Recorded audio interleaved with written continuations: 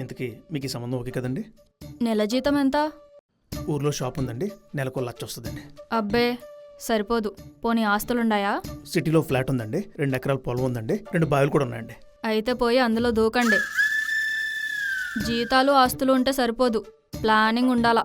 ఏమండి, అంత ప్లానింగ్ లేని మొగాడు ఏం కాదు. స్టార్ రైస్ ఫిన్సర్ కంపెనీలో మ్యూచువల్ ఫండ్స్ రూపంలో నెల ఇన్వెస్ట్ చేస్తున్నా. దీనివల్ల మన ఫ్యూచర్ ఆర్థికంగా చాలా ధైర్యంగా ఉండబోతుంది.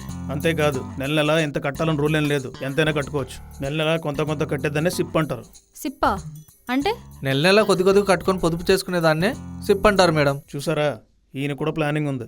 అయితే నాకు ఈ పెళ్ళి ఓకే అండి. థ్యాంక్స్ అండి. చూసారుగా, సంపాదిస్తే సరిపోదు, ప్లానింగ్ ఉండాలి. కాబట్టి ఈ సిప్పే కాదు, ఆ సిప్పు కూడా కట్టండి. జీవితం సాఫీగా సాగిపోద్ది.